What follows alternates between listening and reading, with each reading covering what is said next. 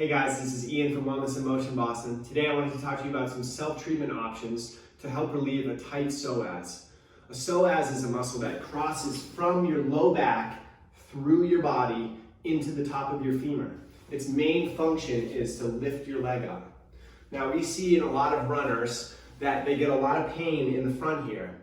Often that's due to very tight or weak glute muscles, but also because we're all sitting all day long. It's really important to help release that muscle. So we're going to show you some stretches and some self-ART. All right, so to treat that muscle with some ART, we're going to use the tips of our 4 fingers, not our thumb. What you want to do is find a surface where your leg is going to be able to hang off. So whether that's your bed, your dining room table, anything that you can get your full extension of your hip. So to find that muscle, we're going to use these landmarks, the kind of bony prominence of your hip and your belly button. And then you're going to dig those 4 fingertips in, part about halfway in the middle. You can muscle test and find that psoas by resisting a little bit of hip flexion. So I feel that muscle right there. I'm going to dig my 4 fingertips in. I'm going to back it up with my other hand, and then I'm going to drop my leg off the table. And I'm going to do multiple passes like that. You definitely need the other hand to kind of back up your contact hand, because as you stretch this muscle, it's going to push those fingers right off. As there are a few different nerves that pass through the psoas muscle, it's also really important to make sure that they have clear pathways.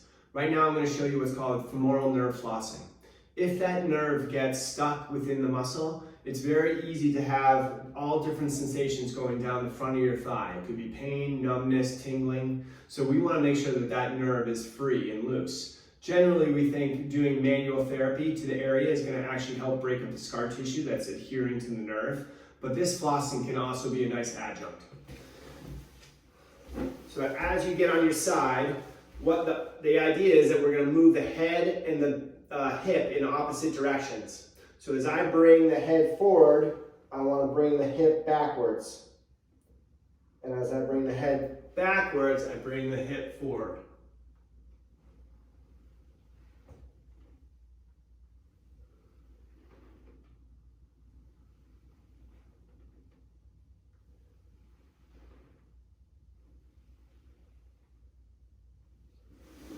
Now the idea is that we're actually literally trying to floss that nerve right through the passageway.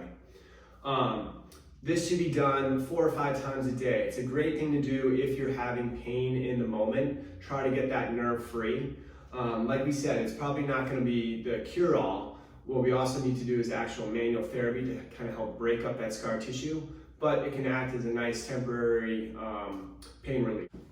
One simple way of strengthening up your psoas is to use a resistance band. Place the band around both your feet. Lean back a little bit. Now bring one leg up against the resistance and slowly lower down.